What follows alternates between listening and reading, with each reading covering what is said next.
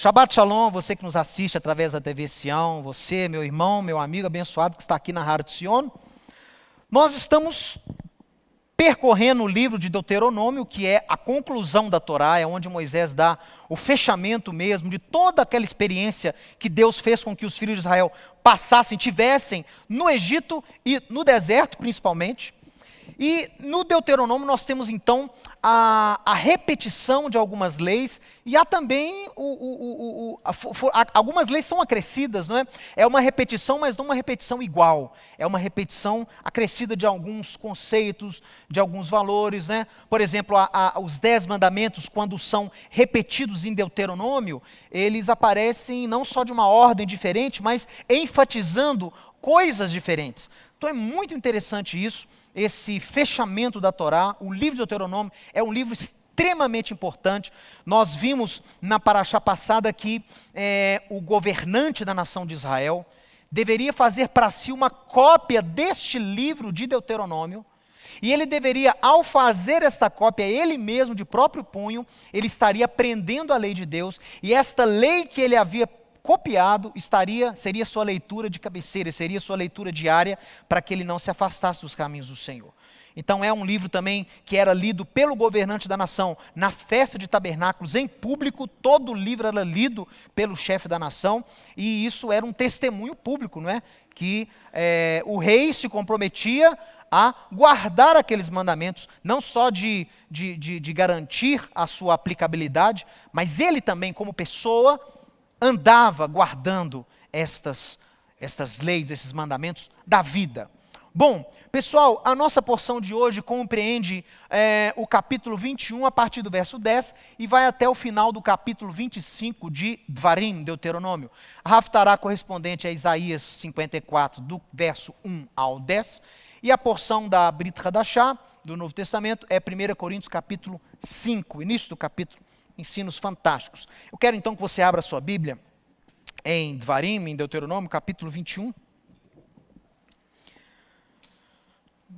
E sempre quando nós nos deparamos com uma paraxá rica como essa, todas são ricas, mas tem paraxioto que tem muitos assuntos dentro de poucos capítulos. Então a gente, como temos a função de ensinar, é sempre melhor nós escolhermos um tema da porção para nos aprofundar nele. Porque se eu falar sobre todos os assuntos da porção, eu vou ser muito superficial e não vou me aprofundar em nenhum deles. Então, a gente vai fazer isso hoje, como sempre fazemos aqui, mas eu quero dar só um resumo para você, porque tem muita coisa interessante. Capítulo 21, a partir do verso 10, fala da mulher prisioneira, né? O povo de Israel, se conquistasse algum povo e daquelas mulheres cativas quisesse tomar alguma, tinha um procedimento aí até pouco estranho, né? A mulher tinha que deixar as unhas crescerem e também ela rasparia a cabeça, né? E você lê isso aqui e fala, puxa vida, mas que coisa mais estranha. Mas tem um sentido, pessoal, não é a razão do ensino de hoje, mas isso era o seguinte: Deus quer ensinar com isso que a beleza, a formosura, o aspecto exterior, ele é passageiro. Então, é claro que a aparência de uma mulher, ela desperta em nós, não é? Um interesse, isso é lógico. Mas esta formosura, esta beleza, não pode ser o aspecto que mantém, que sustenta o seu relacionamento com essa pessoa. Porque a beleza é passageira. Tanto a mulher perde aquela formosura da juventude, como o homem também, viu? Por mais que se esforcem, mas com o passar do tempo, a beleza externa ela vai alterando-se, né? Ela vai mudando. Então, o compromisso de um homem com a sua mulher, ele deve ser baseado na fidelidade, né? O relacionamento, o casamento entre um homem e uma mulher deve ser baseado no compromisso e na responsabilidade. E nem tanto no amor, na paixão, na aparência, porque essas coisas são voláteis, essas coisas, né? Por exemplo, a paixão. A paixão é algo bom, é bom você ter paixão, mas você não pode construir um casamento baseado em paixão. Porque vai ter dia que você não vai estar com aquela paixão pela sua esposa e ela ainda será sua esposa. Vai ter dias que você não estará tão assim empolgado, né, com o seu relacionamento, mas ele ainda será seu marido. Ainda há um compromisso. Então tem um ditado que em Israel nós dizemos o seguinte: Nas nações, as pessoas se casam com quem amam. Em Israel, nós amamos a quem nos casamos, com quem nos casamos. Isso é um ditado que expressa o quê? A responsabilidade, o compromisso está acima do amor. Né? Isso é uma coisa muito interessante. O amor, por mais importante que seja, né, o sentimento, digo, ele sozinho não sustenta um casamento. Sozinho não sustenta. Né? Mas o compromisso, a responsabilidade com o amor, aí sim você tem um relacionamento verdadeiro e que é bênção para ambos. Então esse mandamento diz isso. O homem deveria fazer a mulher se despir da sua formosura. Né? No original fala que ela tinha que deixar as unhas crescer, tinha que raspar o cabelo. Uma coisa muito agradável de se ver, né? E se mesmo depois desse tempo que ela ficasse em luto pelos seus pais que ela havia perdido na guerra, se mesmo assim você ainda quisesse tomá-la por mulher, e se ela consentisse, e aí então você poderia tomá-la e você poderia se casar com ela, mesmo ela sendo estrangeira. Então, um mandamento muito interessante, e eu já falei aqui anteriormente só sobre isso, é muito interessante. Bom, a Paraxá continua, nós temos instruções sobre filhos, o filho contumaz, né? O filho rebelde, desviado moralmente. Né? Então tem aqui uma instrução, naqueles dias até bem enérgica, porque era necessário tolerância zero, pessoal. Era necessário nessa época, realmente eu creio que os mandamentos do Deuteronômio, o povo entrando em Canaã, aquela confusão, aquela mistura de povos, né, que saiu do Egito, o Eterno com aquela lei recém-entregue aos filhos de Israel por intermédio de Moisés. Então, não poderia haver muita tolerância em relação a pecados, a certos tipos de pecados. Então, por isso que a gente vê, né, a pena capital sendo aplicada aqui pelos anciãos, apesar de que na história de Israel, se você pesquisa a Mishnah, os escritos judaicos, pouquíssimas vezes a pena capital, a pena de morte foi aplicada para um israelita que incidisse num pecado sério desse. A gente lê aqui Deuteronômio, né? E se a mulher fosse pega em adultério, seria apedrejada. E se o homem tivesse também adulterando com uma mulher casada, seria também apedrejado. E o filho rebelde, se fosse pego amaldiçoando pai e mãe, seria apedrejado. A gente lê isso e a gente pensa assim, puxa vida, então era uma carnificina em Israel. Todo dia deviam estar apedrejando alguém. Não, não era assim. Essas leis tinham, o juízo tem um intuito de colocar temor no coração, respeito às leis e a Deus. Nem sempre essas leis eram aplicadas. Por quê? Porque a regra do perdão e da mudança de atitude, da teshuvá, era sempre sobressaía sobre a falta. Então, por exemplo, nós temos nos escritos de Israel, isso eu não estou supondo, não, estou afirmando para você. Você conta, não dá nenhuma mão cheia as incidências de mortes que nós tivemos efetuadas em Israel. Ou quer dizer, a pena capital foi aplicada pouquíssimas vezes em Israel, apesar de ser descrita aqui. Então isso é fato. Tá? Para você não achar assim que a coisa era... Né? Por isso nos dias de Yeshua, de Jesus, quando aquela mulher, Yeshua chega, aquela mulher está para ser apedrejada, até naquela época já era uma coisa incomum. Não era comum ter-se uma mulher apedrejada por adultério. Era uma coisa muito incomum, por isso que chama a atenção de Yeshua, e Yeshua escolhe aquele cenário para poder dar mais um ensino fantástico em relação a teshuvá, ao arrependimento, né, ao perdão e à santidade também de todo Israel. Enfim, vamos adiantar, porque senão eu não vou conseguir entrar no meu assunto aqui. Ó. Aí nós temos as leis de convivência social. Convivência social, uma das coisas que está mais difícil nos dias de hoje, não é? Conviver. As pessoas estão com muita dificuldade em conviver. Sabem por quê? Porque não se colocam no lugar do outro. Né? As pessoas estão muito individualistas, muito egoístas. Nós vivemos na geração do eu, na geração do selfie, e as pessoas param de pensar no lugar do outro, param de se colocar na posição do outro e acabam sendo injustas e acabam tendo dificuldades de relacionamento muito grandes. Então esse capítulo 22 de Deuteronômio vai dar essas regras da conduta social apropriada. Né? Olha que interessante, se você está andando pelo caminho e acha alguma coisa que é do seu irmão, pega e devolve para ele.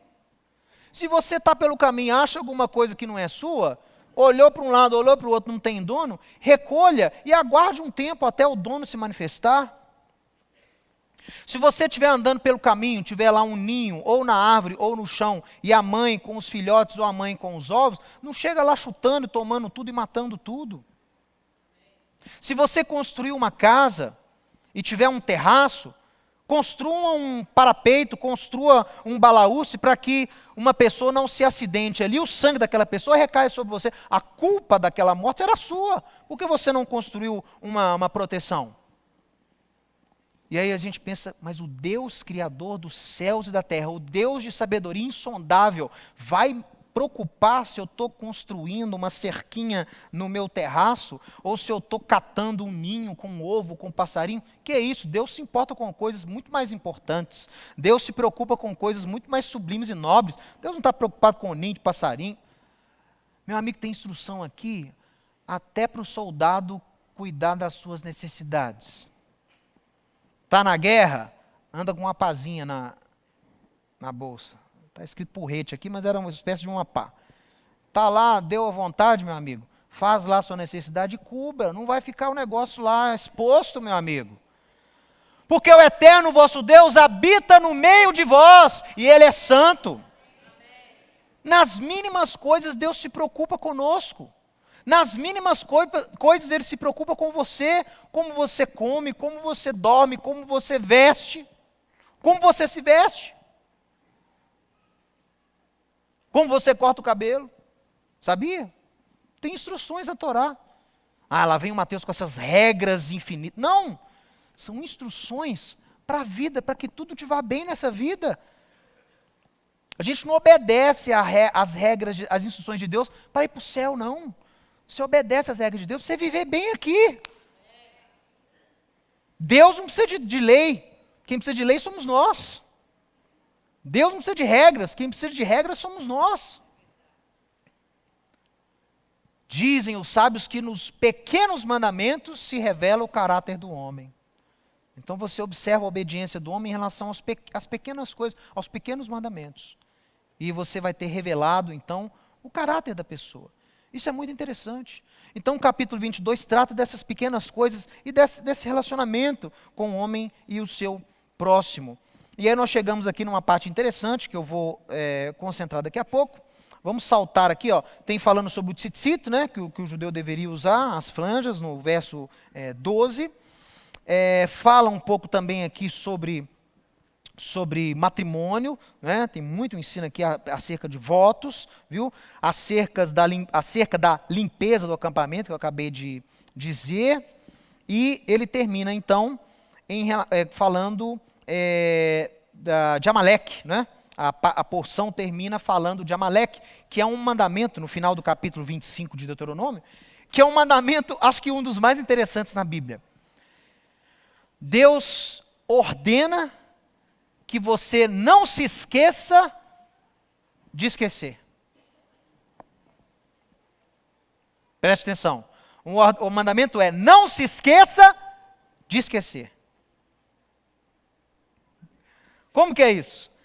Amaleque é o inimigo que conhece a Deus e mesmo assim afronta Deus. Foi o primeiro inimigo que, vendo tudo que Deus fez com Israel, quando Israel tirou o povo do Egito, enfrentou o povo e de maneira sorrateira, de maneira marginal, o que ele fez? Ele foi pela retaguarda e ele atacou os mais fracos, né? Os que estavam para trás, os debilitados. Ele não teve misericórdia do povo e ele não temeu a Deus, porque ele viu o que Deus fez com Israel e mesmo assim decidiu enfrentar a Deus. Então é um inimigo que afronta Deus, que afronta o povo de Deus. E esse tipo de inimigo, Deus não manda você perdoar e dar a mão e dar beijo nele, não. Esse tipo de inimigo, Deus fala o seguinte, ó, a ordem é: risque a memória de Amaleque de sobre o céu.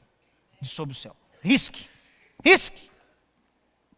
Apague a memória de Amaleque. Não se esqueça. Apague a memória dele. Então é um mandamento muito claro. Amaleque está cada dia... Amaleque não é mais... né? Aqui o sentido de Amaleque não é só um povo que existiu, mas é uma ideologia, é um pensamento, é um espírito, é uma conduta de ódio contra Deus e de afronta contra o povo de Deus. Então isso está muito forte hoje em dia. E Deus dá ordem, apague a memória de Amaleque de debaixo do céu. Não te esqueças, apague a memória de Amaleque. Bom, a gente deu um resumo e agora eu quero falar com você um pouco sobre um aspecto muito importante dessa paraxá. Dê uma olhada aqui na tela comigo, olha. Vivemos em uma sociedade que valoriza a unidade e a integração. É ou não é? A gente, né?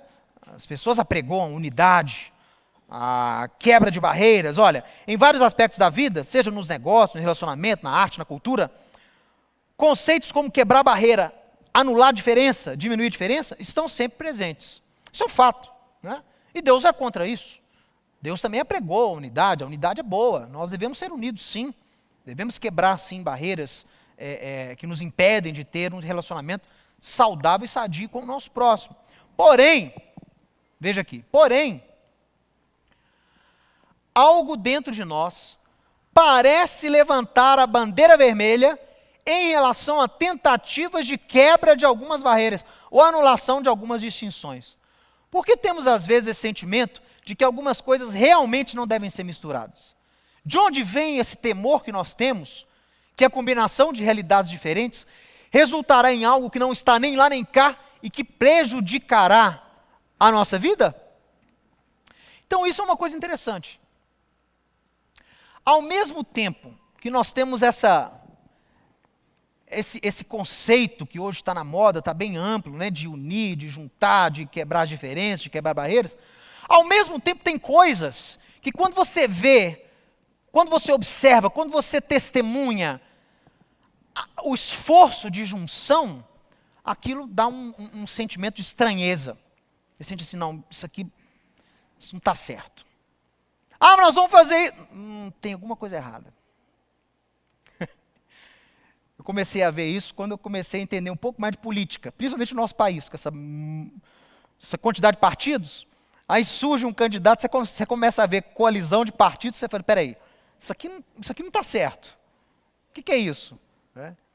Então, com algumas coisas, surge esse sentimento dentro de nós, essa mistura não vai dar certo.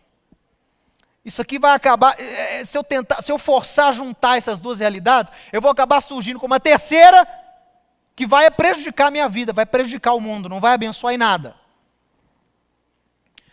Eu te falo, se você tem esse sentimento em relação a algumas dessas coisas, você tem um discernimento. E um discernimento de Deus. Porque a Torá tem algumas leis, nem todas elas compreensíveis ao intelecto, que apregoam exatamente isso. A incompatibilidade de algumas coisas em relação a outras. E esse conjunto de leis na Torá, que está nesse capítulo 22 do Deuteronômio, nós chamamos em hebraico de Klaim. Você pode dizer? Klaim. Klaim em hebraico quer dizer misturas ou confusão. Literalmente confusão, misturas. E a Torá pregou algumas leis em relação ao perigo de misturas de certos elementos. Novamente, antes da gente entrar nisso, eu alerto você. Não estude a Bíblia como você estuda um livro de matemática. Não estude a Bíblia como você estuda uma literatura qualquer. Não estude a Bíblia como uma ciência exata. A Bíblia é a sabedoria de Deus confinada ali em letra, compreensível a nós homens. E ela é atemporal. Então, quer dizer, as coisas, ao mesmo tempo que são literais, são também o quê? Simbólicas. Você não pode tender nem para um extremo, nem para outro. Então, por exemplo, eu digo muito isso quando a gente estuda Gênesis. Você estuda os primeiros capítulos de Gênesis, ou você estuda o Apocalipse. Se você se concentrar na literalidade, você vai perder grande parte do ensino. Porque a maioria dos elementos em Gênesis, em Apocalipse, são o quê? São símbolos. Símbolos para te ensinar sobre algo mais nobre, mais sublime. A simbologia é muito presente na Bíblia.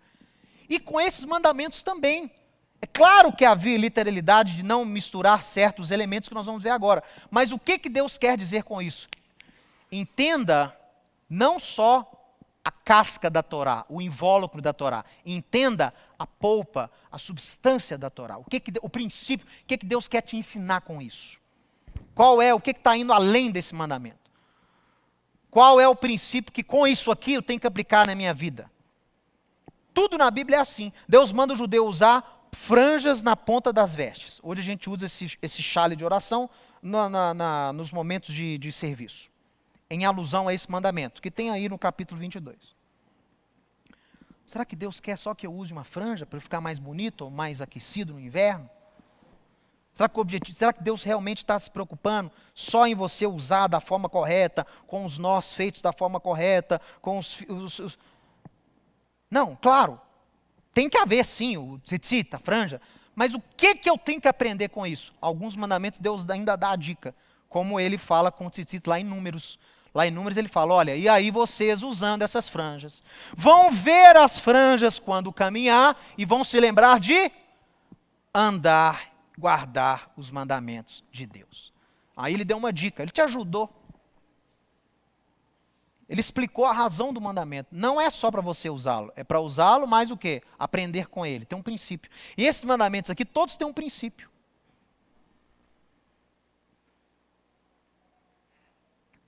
A famosa mitzvah de não se misturar leite com carne, ou não cozer o cabrito no leite da mãe, mais especificamente. É um mandamento que hoje ele é aplicado literalmente em Israel. Né? O judeu não mistura nada, leite e carne. Né? Um alimento não pode misturar leite e carne em Israel.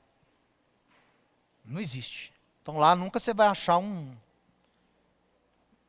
estrogonofe de carne, de frango ou de carne vermelha. Não mistura.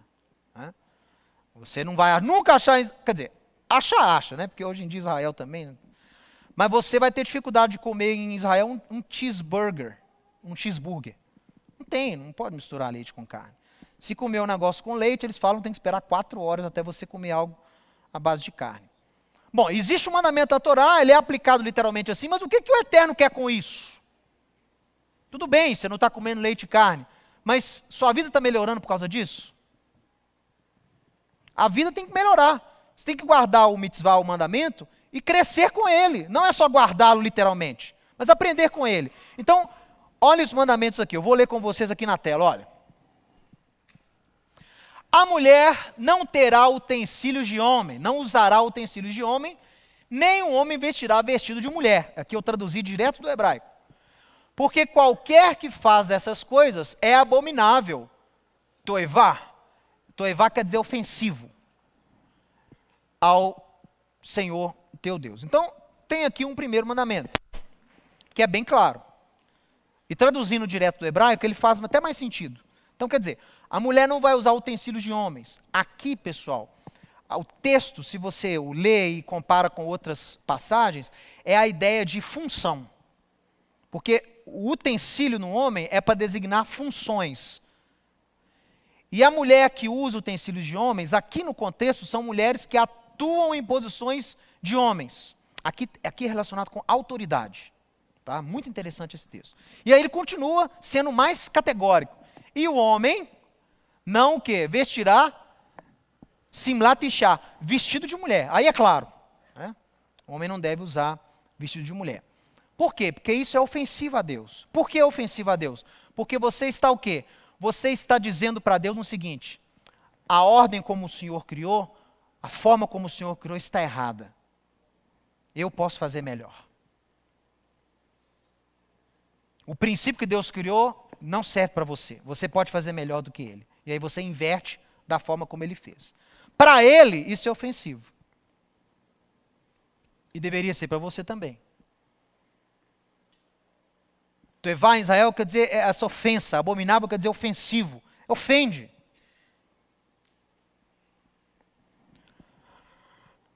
Não semearás a tua vinha com 2 espécies de semente, para que não degenere o fruto da semente que semeaste e a messe da vinha. Não lavrarás com junta de boi e jumento. Não te vestirás de estofos de lã e linho juntamente. são mandamentos suprarracionais. Nem todos você compreende. O da mulher ali, do homem, eu posso até entender. Mas depois ele manda você também não misturar espécies de sementes. E aqui ele explica. Por quê?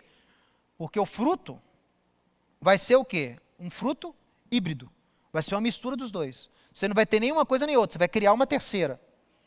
E aquele fruto vai ter a característica alterada. Tá? Então não faça isso. Outra. Não vai arar na mesma junta o boi e o jumento. Não é muito difícil de entender o porquê que tem essa regra. Né? Por quê? Porque são animais o quê? Diferentes. A natureza do boi e do jumento vai ser alterada? Não, não é igual à primeira lei. A primeira lei você cria uma coisa nova. Você altera o DNA você altera a composição do fruto. Você cria uma substância nova híbrida.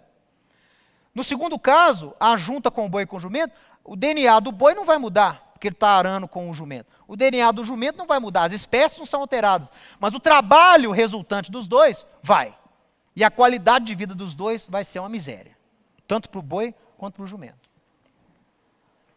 E a terceira categoria, essa sim, a gente não entende muito assim literalmente, né? Você não pode vestir nada de lã e linho junto. Você não pode confeccionar uma roupa para usar de fibras de lã e de linho. A lã é de origem animal, o linho de origem vegetal. Né? Então ele fala que você não deve evitar fazer esse tipo de confecção com essas fibras. Bom, Mateus, o que tem para eu aprender com isso? Quer dizer, será que há algum princípio especial? E essa é a minha intenção de hoje de manhã com você. Dê uma olhada aqui. Então esse é Deuteronômio 22:5 e há também correspondente lá em Levítico, olha aqui. Levítico 19:19.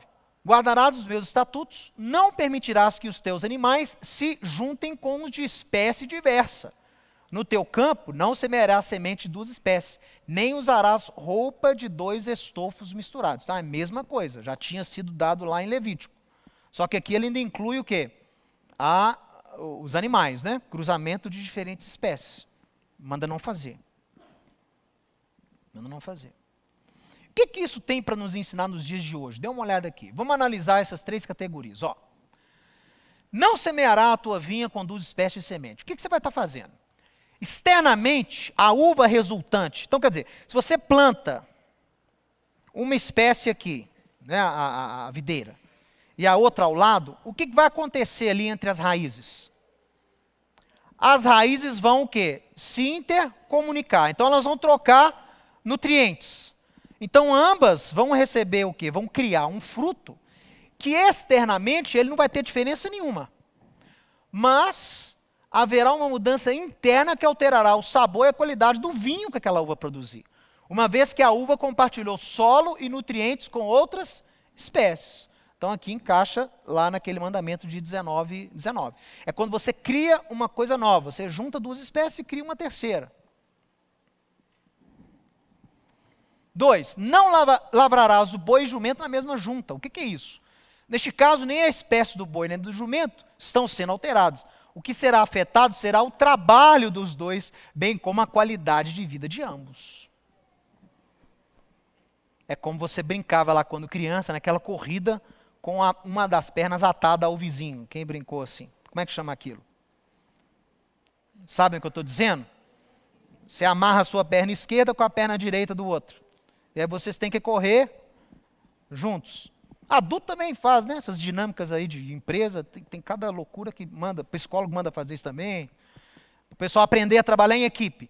Então o que é isso? Você já viu quando você tenta fazer isso com uma pessoa maior ou muito menor do que você? Dá problema. Por mais que você tente andar no ritmo da pessoa, a própria estatura torna incompatível você caminhar junto com a pessoa num ritmo aceitável. Então aqui o mandamento é até um pouco claro, é até claro demais. Não vai dar certo. Né? O boi tem uma força, o boi tem uma estatura, o boi tem um estilo de trabalho e o jumento outro. Vai colocar os dois para trabalharem juntos sobre o mesmo governo? Não vai funcionar. E a terceira categoria, olha, você não vai se vestir de estofo de lã e linho. Aqui temos a junção dos dois casos anteriores. Olha que interessante. Por um lado, a peça que você criou foi uma peça que é resultante da combinação das duas espécies de tecido, não é? De fibra. Então você criou uma coisa nova. Mas ao mesmo tempo, se você olhar no microscópio, o que acontece? Os fios de linho e os fios de lã não se misturam. Não tem liga, não tem como você juntar esses dois fios. Eles podem fazer parte de uma mesma peça. De longe, parece uma peça só, mas se você chega perto, as duas não se misturam. O linho não torna lã, nem a lã linho. Viu? Então, o que isso faz? Isso faz com que a qualidade do tecido não seja boa. Por quê? Como as fibras não se misturam, a tendência é elas o quê? Se desatarem. Então o tecido não vai ter resistência, não vai atender à necessidade, seja para te proteger do frio, ou carregar alguma coisa, ou qualquer que seja.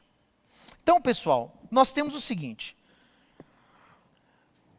Mandamentos que você lê, muitas pessoas leem o Antigo Testamento, se deparam com coisas como essa e pensam assim, puxa vida, isso aqui não tem aplicabilidade nenhuma para mim nos dias de hoje, né? Isso aqui não se aplica mais, é outra época.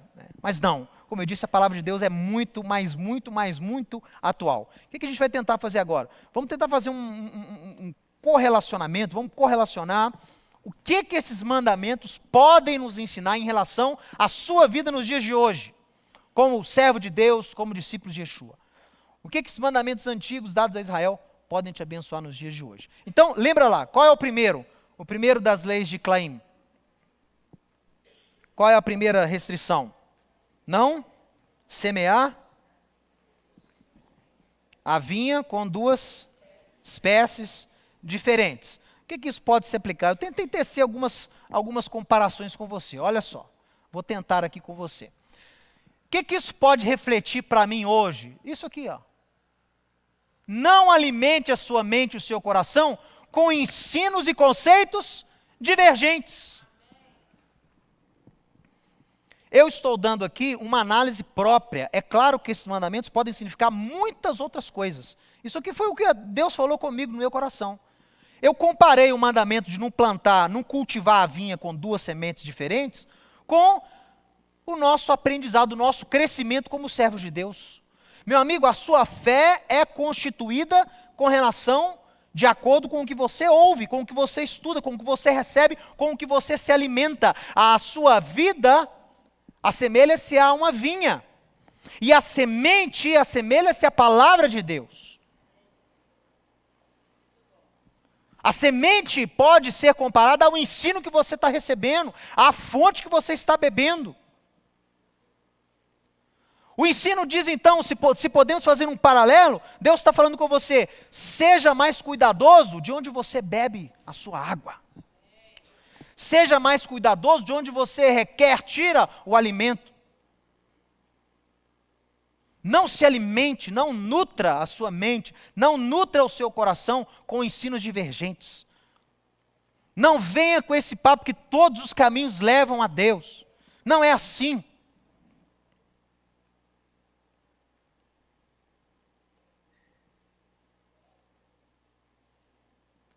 Porque mesmo quando nós temos instruções apostólicas, como o Rabino Shaul, o apóstolo Paulo, quando ele instrui os discípulos, olha, retenham o que é bom. Mesmo reter o que é bom, parte-se do pressuposto que a pessoa está recebendo um ensino, buscando um ensino de qualidade, que a pessoa sabe onde ela está buscando. Quando o apóstolo Paulo manda reter o que é bom, é o seguinte, olha, você retenha aquilo que você entende. Das coisas que eu estou falando aqui, 20% não está entendendo nada. 40% entende. O restante eu não sei. O restante não sabe se está entendendo ou se não está. Então, para você que está entendendo, o que o mandamento de Deus diz? Retenha o que é bom. Aquilo que você entende, aplique na sua vida. Deus não te obriga a entender tudo. Você não é obrigado a entender tudo. Mas daquilo que você entende, retenha. Entendeu 20%? Retenha 20%. Já vai ser lucro. Entendeu 5%? Aplique os 5%. Retenha o que é bom, das coisas boas. Você não vai ficar procurando, né? Tem gente que fala assim, não, porque Paulo falou reter o que é bom, então eu estudo tudo. Tudo que cai na minha mão eu estudo, eu leio. Não! Não fique abrindo sua alma para essas coisas, não. Então, olha, a pessoa que fica buscando, a pessoa que fica se alimentando de conceitos, de valores divergentes, antagônicos, o que isso vai gerar na pessoa, na fé da pessoa? Isso vai produzir conceitos e valores distorcidos. E vai fazer com que a pessoa seja o quê? Instável doutrinariamente. Ela fica instável. Ela é como a vara verde. Bateu um vento doutrinário novo, ela entende. Aí o amigo te encontra, fala, irmão, mudou de novo? Não, agora eu estou nesse mover aqui do judaísmo messiânico. Aí passa um tempo, ele começa a escutar lá do islamismo messiânico. Aí ele volta, mano, te mudou de novo? Não, agora o negócio é, sei lá. A pessoa, ela por que é assim? Porque tá igual barata tonta, tá igual beija-flor, fica bicando ali, bicando aqui, bicando lá, me assiste na internet, assiste o meu sósia. Então, o sósia não sou eu. Mas ele fala bonito, mas não sou eu. Mas é quase igual, mas o que não é igual prejudica a sua vida 100%. O pouco que não é igual que você absorve, te rebenta.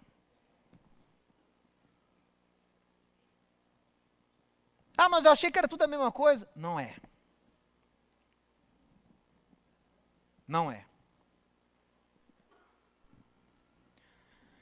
Não se alimente com ensinos e conceitos divergentes. Encontre a boa semente e nutra a sua vinha com o melhor da terra. Encontre a boa semente e nutra a sua vinha com o melhor da terra. Diga, melhor da terra. Não produza vinho amargo nem estranho. O dono da vinha é... E quer saber? Você também não tem tempo a perder, não. Você já perdeu tempo demais. Olhe para mim, você já perdeu tempo demais.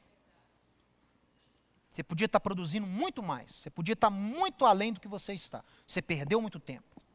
Então valorize o tempo que você tem. Beba de coisa boa. Pare de ficar comendo coisa contaminada, coisa que parece bonita por fora, mas que só vai gerar morte na sua vida. O apóstolo Paulo ensina, Efésios 4, olha, verso 11. Olha.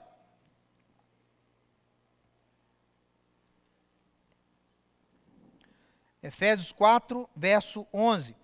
Ele mesmo concedeu uns para apóstolos, outros para profetas, outros para evangelistas, outros para pastores e mestres, com vistas ao aperfeiçoamento dos santos, para desempenho do seu serviço, para edificação do corpo do Mashiach, de Yeshua, até que todos cheguemos à unidade da fé e do pleno conhecimento do Filho de Deus, a perfeita varonilidade à medida da estatura da plenitude de Cristo, para que não mais sejamos como meninos.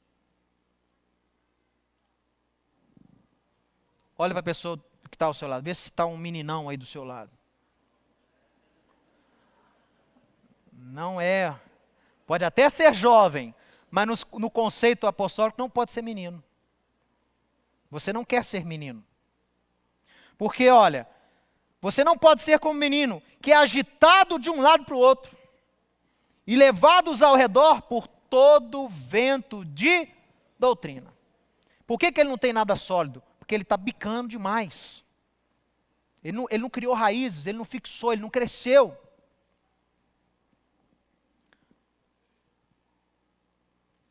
Pela artimanha dos homens, pela astúcia com que induzem ao erro. Tem gente astuta aí fora, meu amigo. Aqui, ó. Tem gente com artimanha. O que é artimanha? É o plano para poder te abocanhar. Tem artimanha, tem astúcia.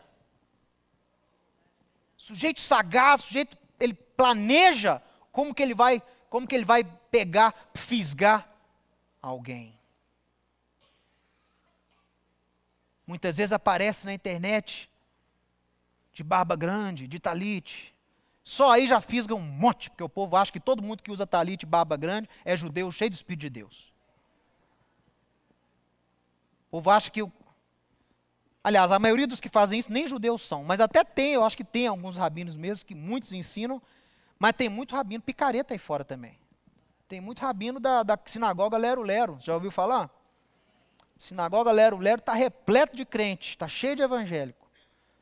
Porque olha lá o cara falando em hebraico, aprende 1, 2 palavras em hebraico, faz curso em 1 semana em Israel e já volta rabino. É? Eu sou rabino. Quem te ordenou? Deus me ordenou.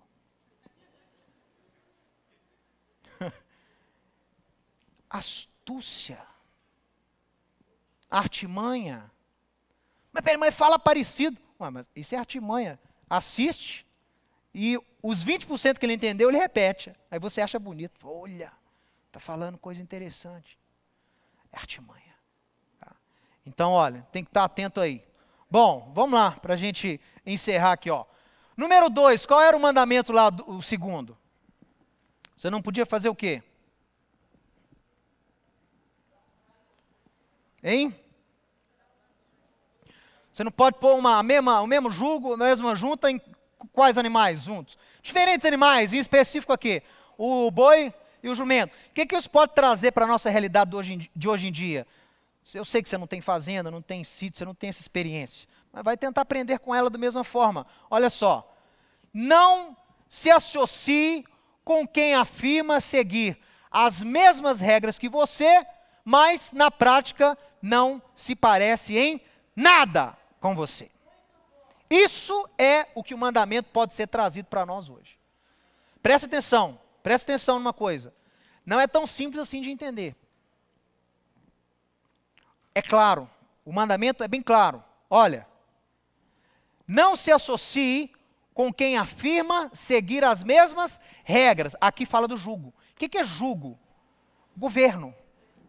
Jugo quer dizer governo. Não se associe com um camarada que diz seguir o mesmo jugo seu. Aqui, ó, não ache você que você está livre de jugo não, viu? Você tem jugo sim. Só que o seu jugo é leve e suave. Mas você tem uma responsabilidade. Jugo quer dizer governo. Você tem um governo. E quem te guia são as leis de Deus. Se há um jugo sobre mim, é a lei de Deus. E ela não é jugo, ela é prazer para mim. Ela não me governa me arrastando, ela me conduz porque ela vem de dentro para fora. É diferente. Mas o que o mandamento diz? Não se associe, não trabalhe junto, não faça aliança, não faça, como é que chama isso? Parceria, sociedade. Não entre em relacionamento com quem diz guardar o mesmo que você, mas na prática é o quê? É jumento. É jumento. Ele fala igual boi, ele anda igual boi, ele até tem fantasia de boi, com chifre postiço, mas é jumento. É jumento. Lá dentro da casa dele é jumento. Não se associe com pessoas assim, por quê? Não deve haver sociedade, parceria, aliança entre pessoas que têm o quê? Jugos diferentes. Sabe por quê? Porque os princípios que regem a sua vida, os princípios que você se preocupa em vivê-los, não são compartilhados pela outra parte.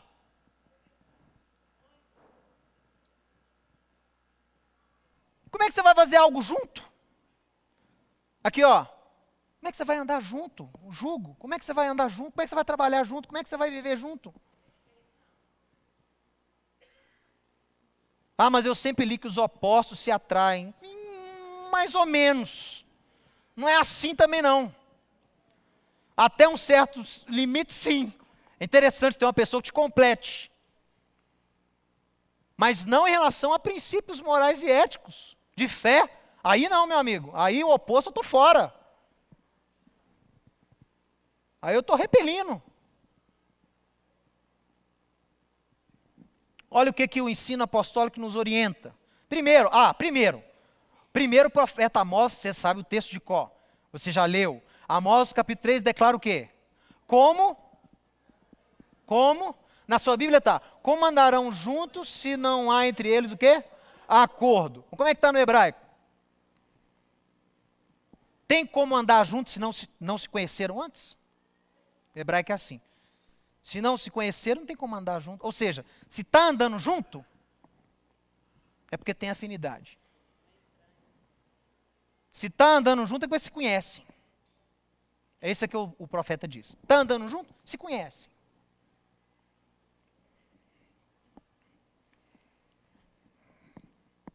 E aí temos a instrução apostólica. Você já leu esse texto também, eu vou só repeti-lo aqui para você. O ensino apostólico é muito presente. Não que seja aplicado da mesma forma, mas pelo menos conhecido ele é. Olha aqui, 1 Coríntios 5. Olha, verso 11. Mas agora escreva a vocês, a ordem, que não se associem com alguém que, dizendo-se irmão, for impuro, avarento, idólatra, maldizente, beberrão ou roubador. Com esse nem ainda comais. Pois com que direito haveria eu de julgar os de fora? Não julgais vós os de dentro? Os de fora, porém, Deus os julgará. Expulsai, pois, dentre vós o malfeitor. E ele começa lá no verso 9 dizendo o quê? Já orientei vocês para não se associar com gente impura. Refiro-me com isso, não propriamente aos impuros do mundo, ou seja, olha aqui, é bem específico, é o jugo. É o que se diz e não é. O outro que está lá, mais honesto é. Tem colegas meus de ministérios que falam, eu prefiro ter um serviço prestado, fechar um negócio com alguém que não é de igreja alguma, que não é evangélico, do que com um cara que se diz evangélico. Você já passou por uma experiência assim? Você conhece alguém que pensa dessa forma? Eu conheço. Prefiro fazer negócio com não, incrédulo do que com crente. Que horrível isso. Mas para o sujeito falar isso, não é só um que eu conheço, são vários, ele tem que ter o quê? Ele teve alguma experiência, né?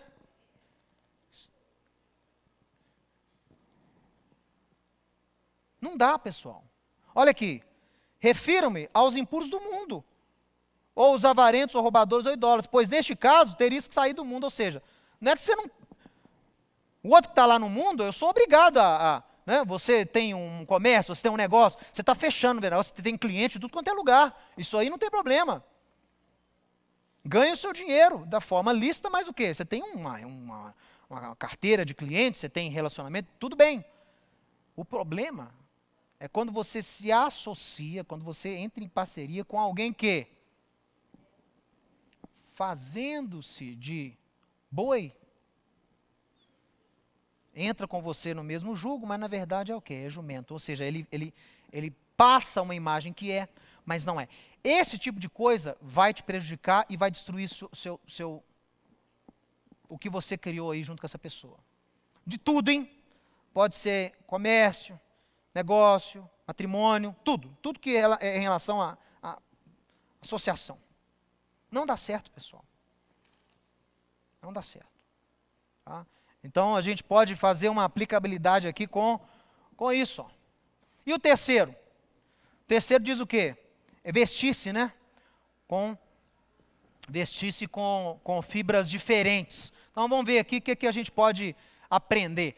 O que eu posso externar disso aqui, tirar disso aqui? Olha, não se vista com natureza dupla. Porque o tecido de fibras de origem diferente, ele tem uma natureza dupla, não é? Você não pode se vestir dessa forma. Sua vida não pode ter natureza dupla. Olha aqui, o servo de Deus recebe uma nova natureza, diga amém. Você não pode ter natureza dupla, não. Você recebeu uma nova natureza.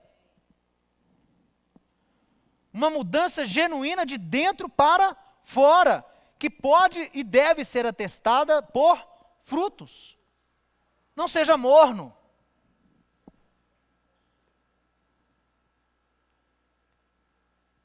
Meu amigo, o caminho de Deus, ele é perfeito.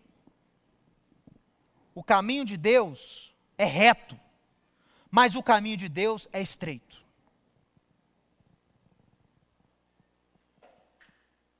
Você escolhe, ou você quer andar num caminho largo e tortuoso, ou num caminho reto e estreito, que leva à vida. Por ser estreito, você tem que assumir compromissos. Você tem que levar a sério a sua fé. Não acredite nessa interpretação que fé é simplesmente uma crença, você acreditar. Fé não tem nada a ver com acreditar.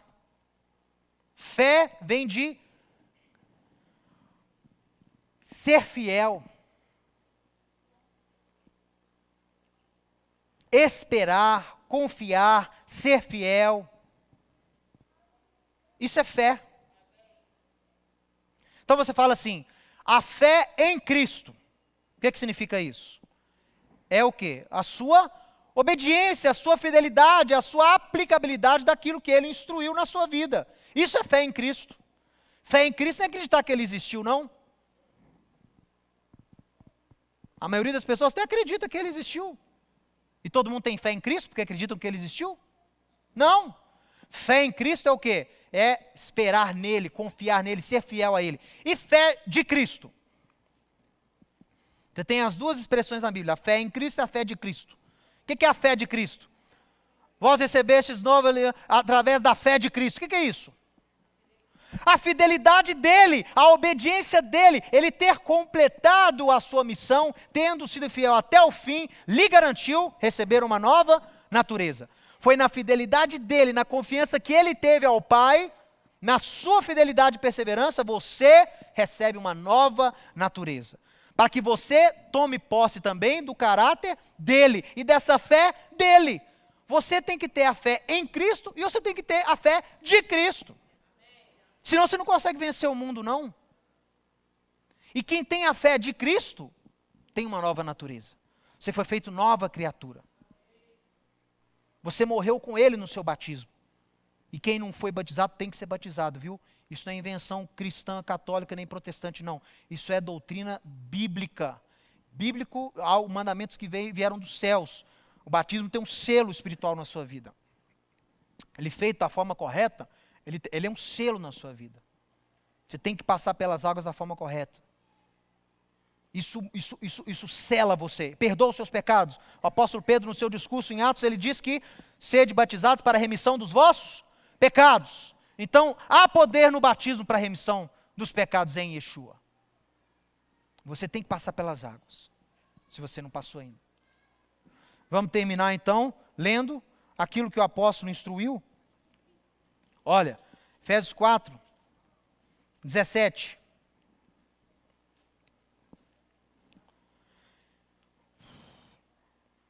Isso, portanto, digo, e no Senhor testifico, que não mais andeis como também andam gentios, na vaidade dos seus próprios pensamentos, obscurecidos de entendimento, alheios à vida de Deus, por causa da ignorância em que vivem, pela dureza do seu coração, os quais, tendo se tornado insensíveis, se entregaram à dissolução, para com avidez cometerem toda a sorte de impureza. Mas não foi assim que vocês aprenderam com Yeshua, com o Mashiach. Se é que de fato o tendes ouvido e nele fostes instruídos, segundo a verdade.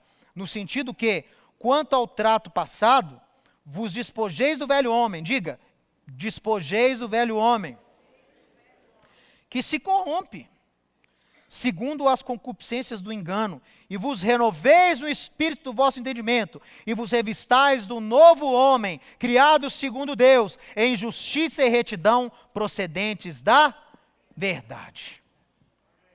Esta deve ser a sua nova natureza.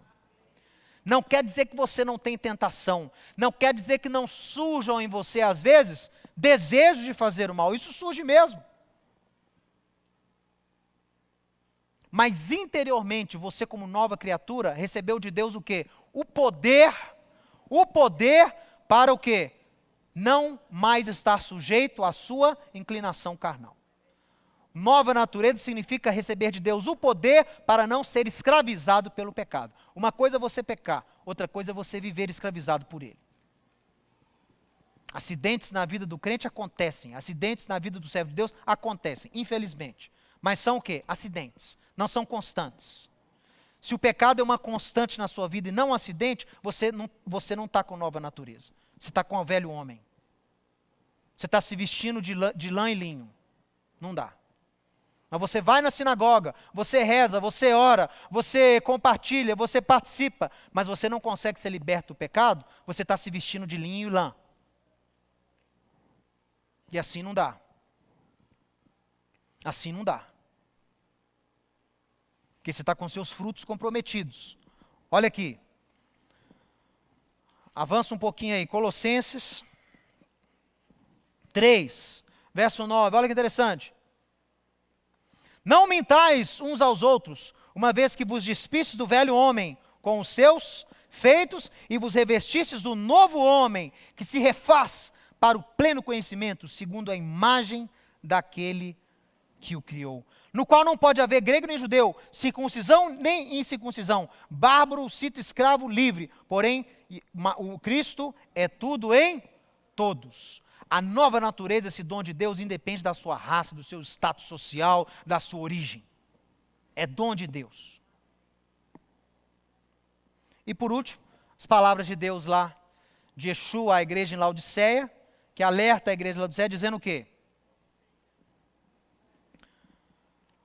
Vocês estão, Yeshua fala para aquela comunidade, vocês estão me tentando grandemente, e me provocando a ira, porque vocês não são nem lá nem cá, vocês não são nem quentes nem frios, você é morno, você não está com veste nem de lã nem de linho, você está com os dois.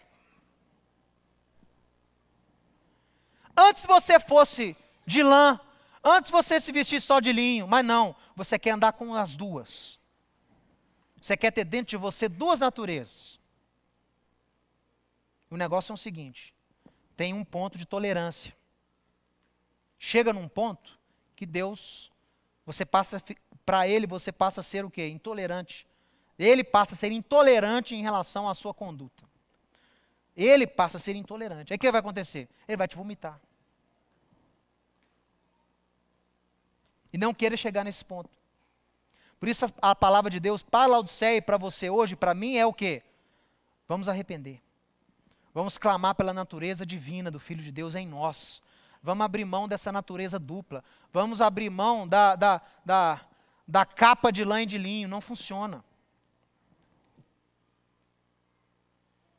Não podemos ter natureza dupla. Palavra de Yeshua, palavra para você, palavra para mim, é essa.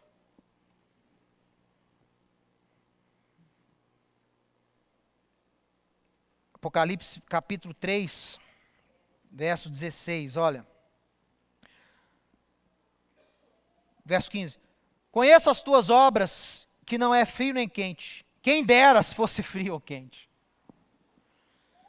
Assim, porque és morno, e nem és quente nem frio, estou a ponto de te vomitar da minha boca.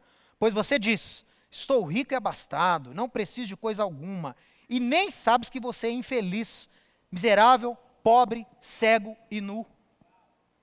Aconselho-te que de mim compres ouro refinado pelo fogo para te enriqueceres, vestiduras brancas para te vestires, a fim de que não seja manifesta a vergonha da tua nudez, e colírio para ungires os olhos, a fim de que vejas.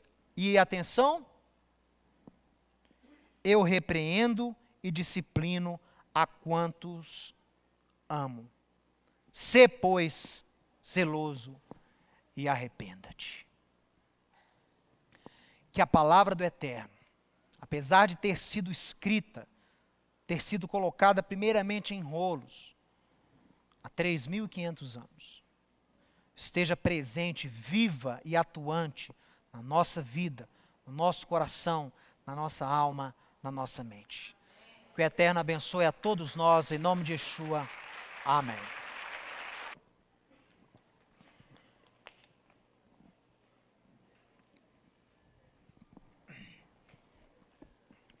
Vamos ficar de pé, fique agora ao lado aí do seu cônjuge. Que o Senhor te abençoe e te guarde. Que o Senhor faça resplandecer o rosto dele sobre você e tenha misericórdia de você. Que o Senhor sobre você levante o rosto e ponha em você a paz.